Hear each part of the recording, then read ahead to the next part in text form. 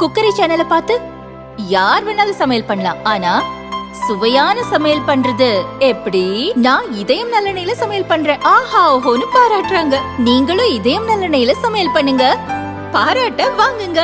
தினம் தோறும் வாங்குவே இதயம் இதயம். 12ஆம் வகுப்பு பொதுத் தேர்வில் அதிக மதிப்பெண் பெற வாங்கி பயன்படுத்துவீர் சுறா கைடு 2025-26 புதிய பதிப்பு. அதிக பக்கங்கள், அதே தரம், தற்போது குறைந்த விலையில். சுறா கைடு அனைத்து புத்தக கடைகளிலும் கிடைக்கும். தினமலர் நேயர்களுக்கு வணக்கம். இன்று நம்மோடு இருப்பவர் மீனாட்சி நாகராஜன் அவர்கள், கல்வியாளர். தொடர்ந்து வெஸ்டர்ன் எஜுகேஷனோட நம்ம பாரம்பரிய கல்வி முறை சிறந்தது அப்படின்னு சொல்லிக்கிட்டு இருக்கவங்க. வணக்கம் மேடம். வணக்கம் மேடம், இப்போ நம்ம பாரம்பரிய கல்வி முறை இல்லை சனாதன தர்மத்தில் கடைபிடிக்கப்பட்ட கல்வி முறை அப்படின்னு சொல்லும் பொழுதே ஒரு டேக்லைன் என்ன வந்ததுன்னா, சோஷியல் மீடியாவில் நம்ம முன்னோர்கள் ஒன்றும் முட்டாள் இல்லை அப்படிங்கிற மாதிரி ஒரு விஷயத்தை பரப்பி விட்டுறீங்க. இதில் வாட்ஸ்அப் யூனிவர்சிட்டியில் நிறைய புரளிகளோடு அந்த தகவல்கள் பரவிக்கிட்டே இருக்கும் போது எதை நம்புறது எதை நம்பக்கூடாது அப்படிங்கிற ஒரு கட்டத்தை தாண்டி எதையுமே நம்பாதீங்க அப்படிங்கிற ஒரு ஜோனில் நம்ம இருக்கோம். கரெக்டு தானே? பிகாஸ் இது எது சொன்னாலுமே இவங்க ஏதாவது ஒரு பொருளை ஏதாவது கிளப்பி விடுவாங்க, அது உண்மையாக இருக்காது அப்படிங்கிற ஒரு நிலைப்பாட்டில் மக்கள் வந்துட்டாங்க. ஏன்னா அது ஆரம்பத்தில் அதை நம்பின மக்களே இப்போ இது உண்மையாக இருக்குமோ பொய்யா இருக்குமோன்ட்டு அதை டோட்டலாக இக்னோர் பண்ணுறாங்க. இப்போ இந்த நிலைமையில் நீங்கள் சொல்கிற விஷயங்களை எப்படி மக்கள்கிட்ட கொண்டு போய் சேர்க்கறது? எதை உண்மை எதை பொய் நாங்கள் எப்படி எடுத்துக்கிறது? எது உண்மை எது பொய்ங்கிறது தாண்டி இது மேக்ரோ லெவலில் பார்க்காம ஒரு குழந்தையும் ஒரு குடும்பத்தில் அதை அவங்க அனலைஸ் பண்ணினாலே போதும். இப்போ ஒரு வீட்டில் 2 குழந்தை இருக்கும். ஒரு குழந்தை சயின்ஸில் நல்லா எக்ஸலண்ட்டாக இருக்காங்க, இதே இன்னொரு குழந்தை லாங்குவேஜில் நல்லா இருக்காங்க அப்படின்னு சொல்லும்போது, இப்போ சயின்ஸில் நல்லா படிக்கிற குழந்தை லாங்குவேஜ் பிடிக்கதோ பிடிக்கலையோ படித்து தான் ஆகணும். லாங்குவேஜில் நல்லா இருக்குன்னு சொல்கிற குழந்தை அதையும் படித்தே தான் ஆகணும். ஸோ இங்கே ஒரு கட்டாயம் இருக்குது. இப்போ நான் என்ன சொல்கிறேன்னா, லைஃப் ஸ்கில்ஸுக்கு என்னென்ன தேவை அதை அதுவும் சனாதனம். அதான் நான் அங்கே சொன்னதே தான். சனாதன வாழ்வு முறைங்கிறது it is an instruction manual how to live. அப்போ எல்லாத்துக்குமே அதுக்கிட்ட பதில் இருக்குது. அப்போ நான் என்ன சொல்கிறேன்னா, நீங்கள் ஸ்கில் எஜுகேஷன் அப்படின்னு போகும்போது உன்னுடைய திறமையை நீ வளர்த்துக்கோ. நீ எதில் சிறப்பாக பெருமையாக இருக்கியோ அதை நீ இன்டெப்த்தாக போ. மற்றது என்னென்ன அவசியம், இப்போ ஒரு பேசிக் மேக்ஸ்ன்னு ஒன்று இருக்குது, பேசிக் லாங்குவேஜ்னு ஒன்று இருக்குது, அதில் மட்டும் நீ கான்சென்ட்ரேட் பண்ணினா போதும் அப்படிங்கிறது தான். இப்போ மாரல் வேல்யூஸு, சோஷியல் ஒரு சொசைட்டி மேலே ஒரு அக்கறை, இதெல்லாம் தான் குழந்தைகளுக்கு தேவையோ தவிர அவங்க ஸ்கில் எஜுகேஷன் அப்படிங்கிறது உங்களோட ஸ்கில் என்னவோ அதில் நீங்கள் தனித்துவம் பெறணுங்கிறது தான். இப்போ என்ன ஆயிடுதுன்னா, எல்லாருமே ஆவரேஜாக இருக்காங்க. இல்லை, இதில் அண்டர்ஸ்டாண்டிங்கில் ஒரு கான்செப்ட் இருக்குல்ல. இப்போ பார்த்தீங்கன்னா, நான் ஃபஸ்ட் ஸ்டாண்டர்ட் படிக்கும்போது எனக்கே டாக்டர் ஆகணுன்ற ஒரு ஆசை. நீங்கள் முக்கால்வாசி குழந்தைங்களுக்கு கேட்டீங்கன்னா டாக்டர் ஆகணும், இன்ஜினியர் ஆகணும், இல்லைனா டீச்சர் ஆகணும். இப்போ யாரை பார்த்து இன்ஸ்பயர் ஆகிறோமோ அவங்கள ஆகணும். நீங்கள் அப்போ அந்த டைமில் இவங்களோட தனித்திறமை மெடிசன் படிக்கிறது தான் நீங்கள் புரிஞ்சுக்கிட்டீங்கன்னா, +2 வந்ததுக்கப்புறம் அதே நிலைப்பாட்டில் நானே கிடையாது, என்ன மாதிரி இருக்க யாருமே கிடையாது. அப்போ மாறிக்கிட்டே இருக்குது தானே. அப்போ மக்கள் எல்லாருமே பொதுவான ஒரு பாடத்திட்டத்தில் தானே இருக்கணும்.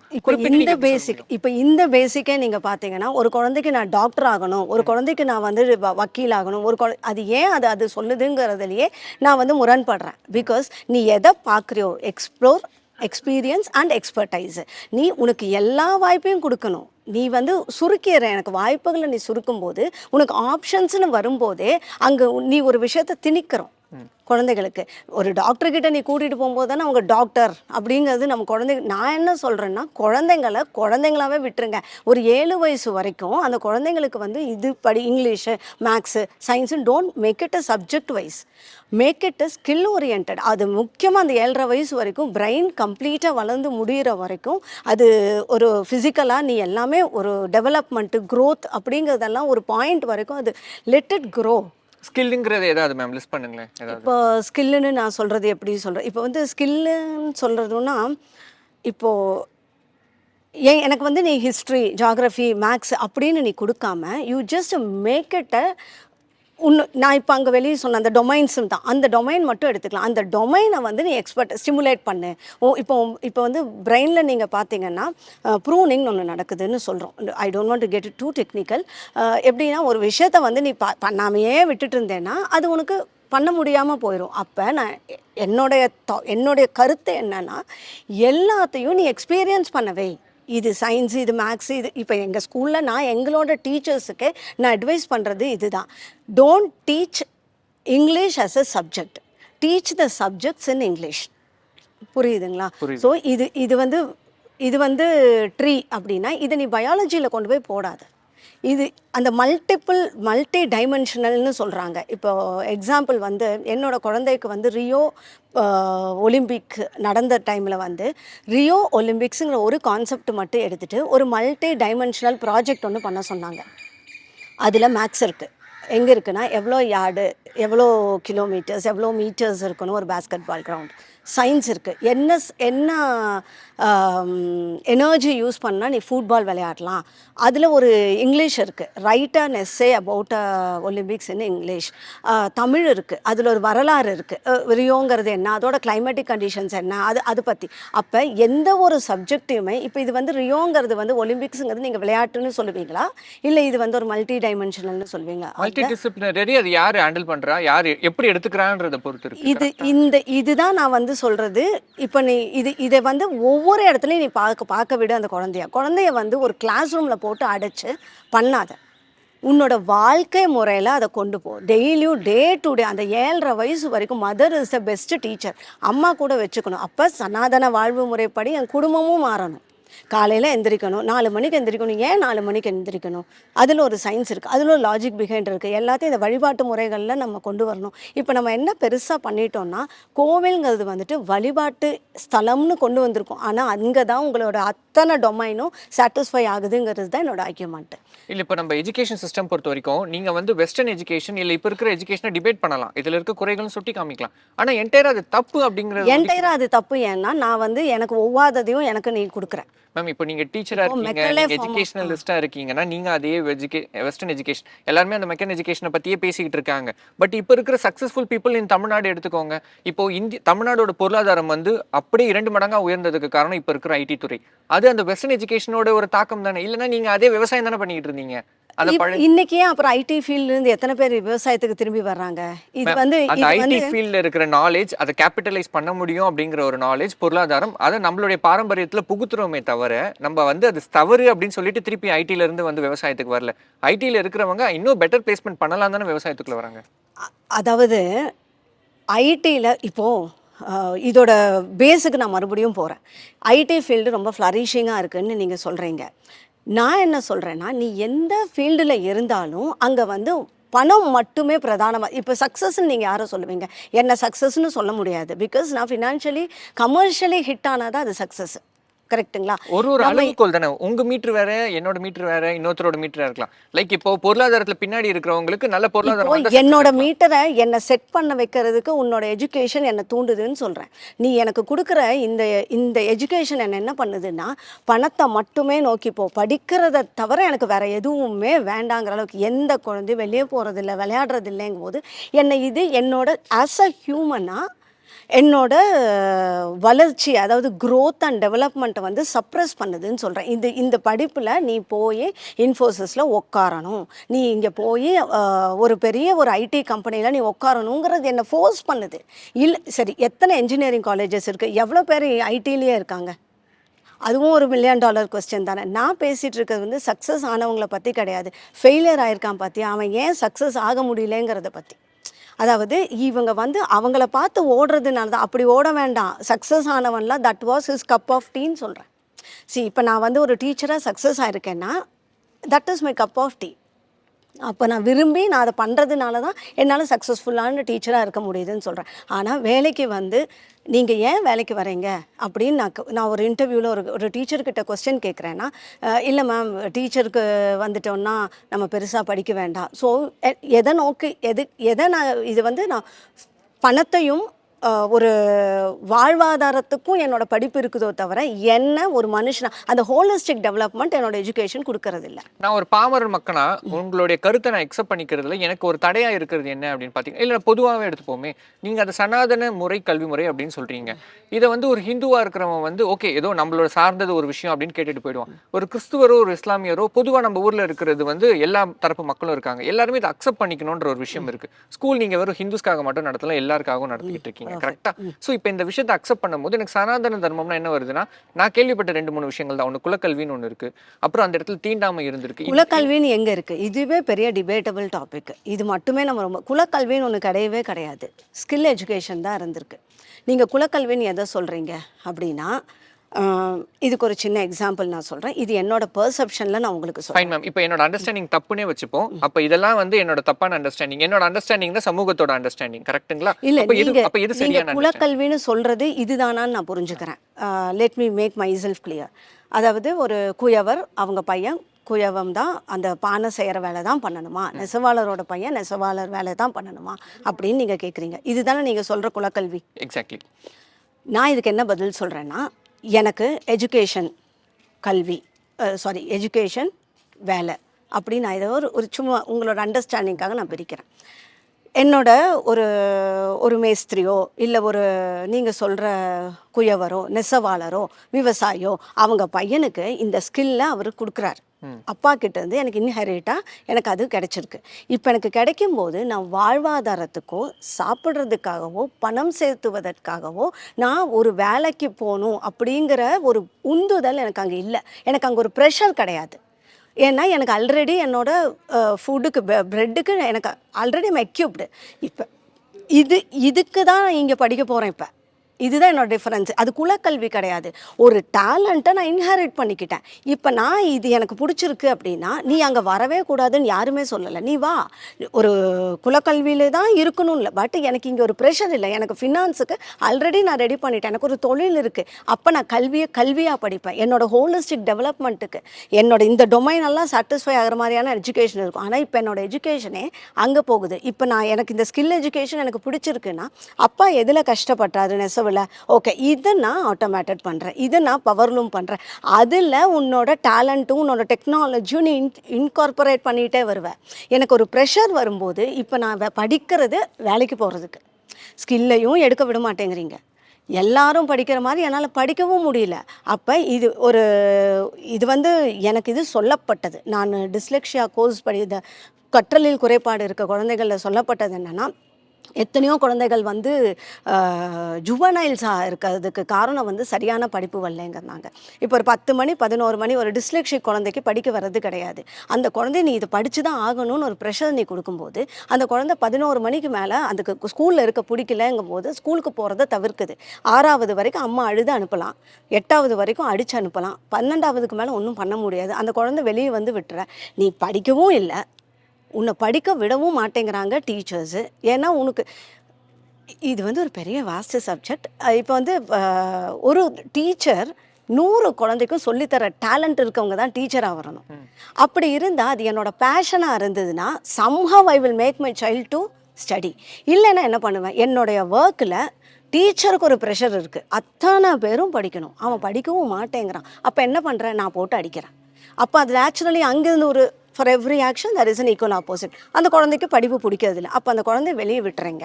இப்போ என்ன ஆகும், அந்த குழந்தை என்ன பண்ணணும், அந்த குழந்தைகளுக்கு யார் பதில்? இந்த எஜுகேஷனை ஏன் நீ கொடுக்குற, நீ ஏன் அதை பற்றி திணிக்கிற? அதில் படிக்கணும், அதில் மார்க் வரணும், அதில் ஒரு ப்ரொஃபிஷியன்சி, அதில் பாஸ் பண்ணி மார்க் வந்தால் தான் ஒரே இப்போல்லாம் பார்த்தீங்கன்னா ஜேஇஇ, அட்வான்ஸு, இன்ஜினியரிங், ஐஐடி இதுதான் தாரக மந்திரமாக இருக்குது. வேறு எத்தனை கோர்ஸை எடுக்கிறதுக்கு ஏன் எடுக்க மாட்டேங்கிறாங்க?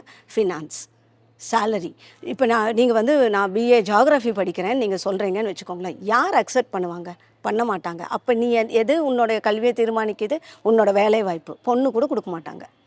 ஸோ என்னோட படிப்பை இப்போ நான் ப்ரெஷர் பண்ணுதுன்னு சொல்கிறேன், ஸ்ட்ரெஸ்ஸு கொடுக்குது. அப்போ நான் அதையே கான்சென்ட்ரேட் பண்ணும்போது என்னோட ஹோலிஸ்டிக் டெவலப்மெண்ட் எங்கே போகுது, மாரல் வேல்யூஸ் எங்கே போகுது, தேவைக்கு ஏற்றது தானே நம்ம படிப்பும் வருது. ஒரு காலகட்டத்தில் பானை செய்யறதும் சிற்பம் செய்யறதும் ரொம்ப தேவையா இருந்தது. அதை சார்ந்த மக்கள் பெருசா இருந்தாங்க. பொருளாதாரத்தில் சிற்பம் செய்யறவங்க நிறைய. தேவையில்லைன்னு யாரும் சொன்னாங்க?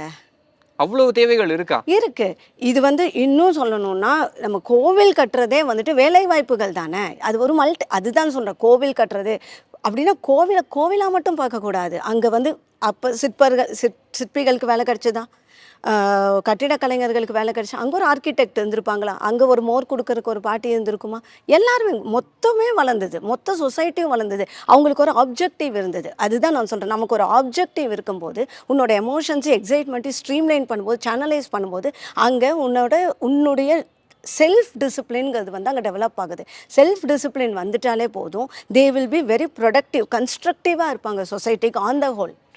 இப்போ இதை வந்து இல்லாமல் நீ ஸ்கூலுங்கிற பேரில் 8 மணி நேரம் என் குழந்தைய பிடிச்சி வச்சு படின்னு சொல்லி அதுலேருந்து நீங்கள் சொல்கிற அந்த ஒரு ஐடி ஃபீல்டில் ஃப்ளரிஷ் ஆயிருக்காங்கன்னு சொல்கிற எக்ஸாம்பிள் நம்ம சொல்லணும்னா எல்லாரும் சொல்கிற சுந்தர் பிச்சை பாருங்க அப்படின்னு சொல்லிக்குவோம்.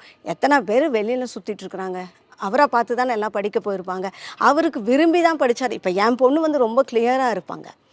கம்ப்யூட்டர்னு எழுதி கொடுத்தா கூட வேண்டாம், நான் கம்ப்யூட்டருக்கு ஆள் வச்சுக்கிறேன்னு சொல்லிட்டு இந்த ஃப்ரீடம் எத்தனை குழந்தைகளுக்கு கொடுக்குறோம். நீ இதைத்தான் படிக்கணும், ஒரு 4-5 கொடுத்துட்றோம், இதை தான் படிக்கணும், பிடிக்குதோ பிடிக்கலையோ நீ படிச்சாகணும். ஃபெயில் ஆனால் இப்போ என்ன?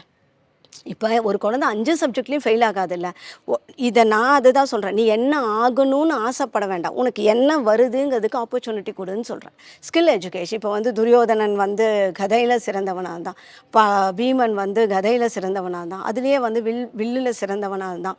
ஸோ இதை நீங்கள் கற்றுக் கொடுங்க குழந்தைக்கு. என்ன லெட் தெம் எக்ஸ்ப்ளோர். இப்போல்லாம் குழந்தைங்களுக்கு வந்து நம்ம ஃபெசிலிட்டேட்டர்ஸ்னு சொல்கிறோம், டீச்சர்ஸும். You don't have to teach anything, they will learn themselves. Let them come out with what they need and what they don't want.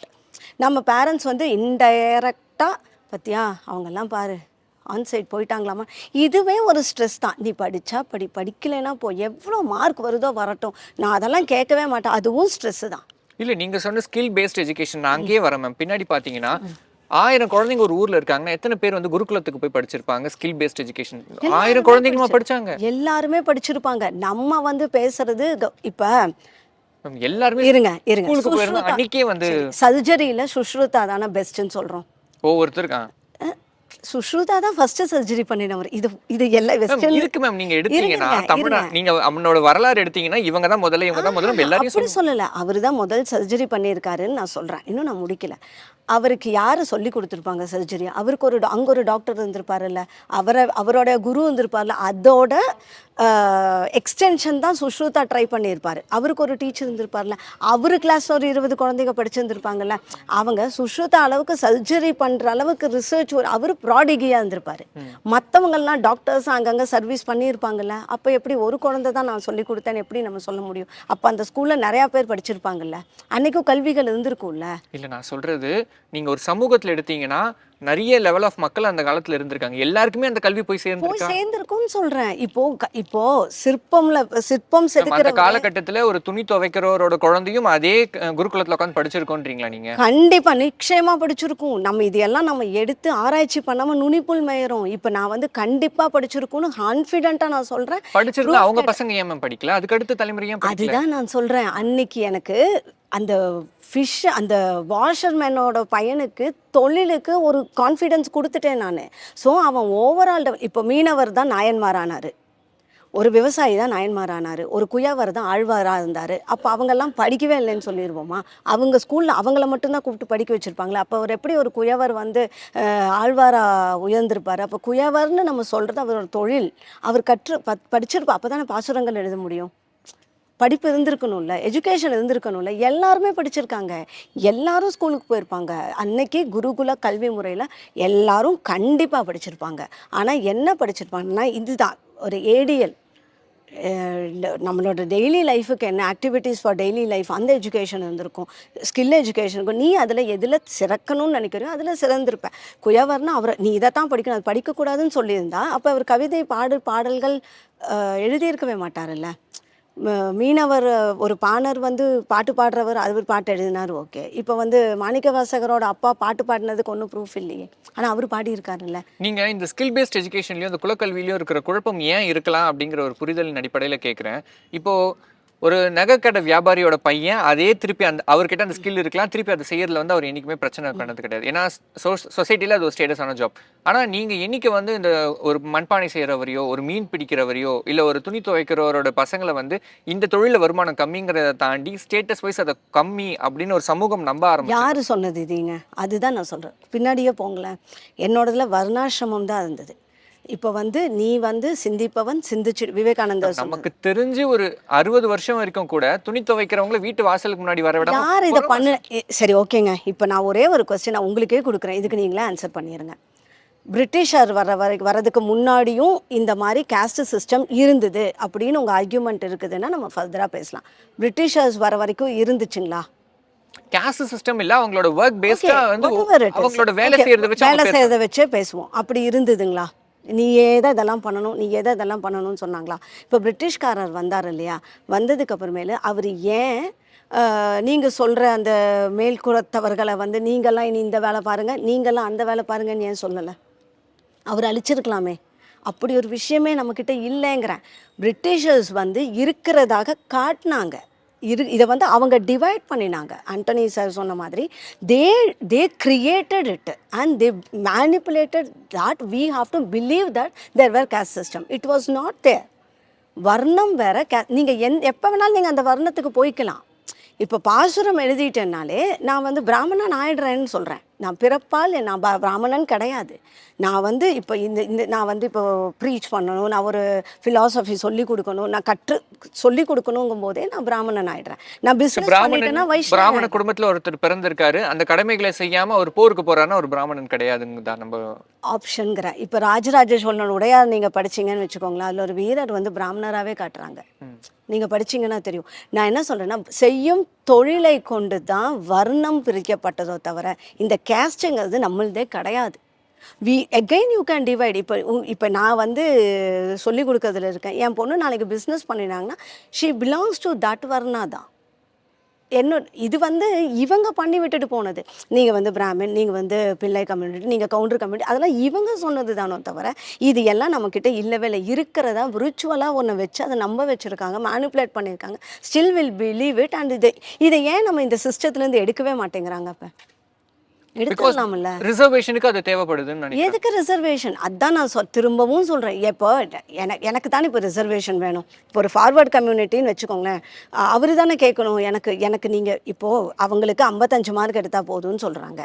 இப்போ நீங்கள் சொல்லுங்கள், 55 மார்க் எடுத்தவர் நல்ல ஒரு டாக்டர் ஆவாரா, இல்லை 85 மார்க் எடுத்தவர் நல்ல டாக்டராக முடியுமா? இல்லை, இது வாய்ப்புகளின் அடிப்படையில் தான் மேடம். அதாவது கடந்த எத்தனை தலைமுறையாகவும் இந்த குடும்பத்துக்கு வாய்ப்பே இல்லைன்னு அந்த குடும்பத்துலேருந்து ஒருத்தர் நான் கேட்குறேன். இதெல்லாம் தான் வந்து புனையப்பட்ட கட்டுக்கதைகள்னு சொல்கிறேன். இப்படி ஒரு விஷயமே இல்லைங்கிறேன். கேஸ்ட்டு சரி, நம்ம ஆளுங்க தான் இப்போ தான் வந்துட்டோமே, நம்ம தான் டெமோக்ரஸிக்கு வந்துட்டோமே, நாளையிலேருந்து கேஸ்ட்டு கிடையாதுன்னு சொல்லிடலாம்ல.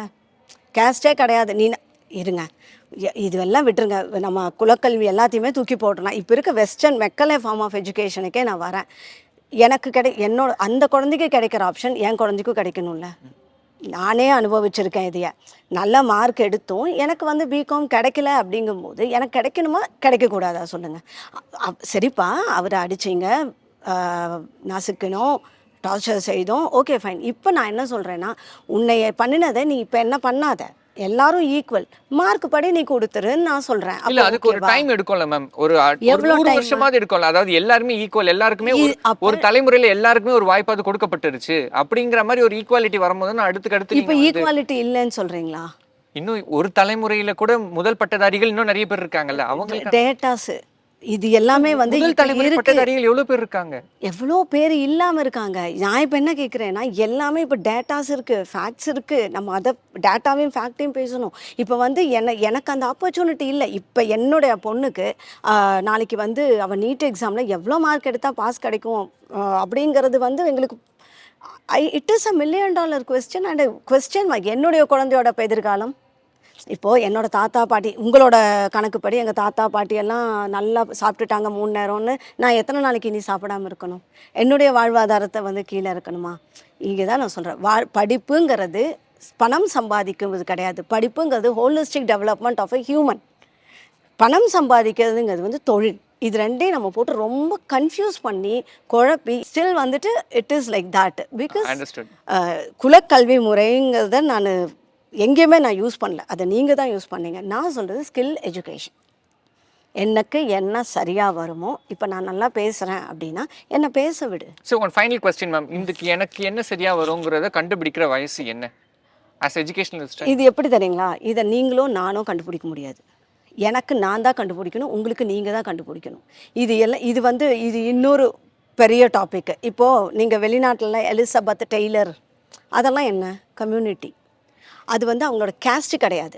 தே are also classified into that. Smith அப்படிங்கிறவங்கெல்லாம் வந்து அயன் ஸ்மித், கோல்ட் ஸ்மித் அவங்க தான். ஸோ அப்போ அங்கே இருக்குல்ல, அப்போ they really need it to find out the DNA. இப்போ எனக்கு என்ன வருங்கிறத வந்து நானே கண்டுபிடிப்பேன்.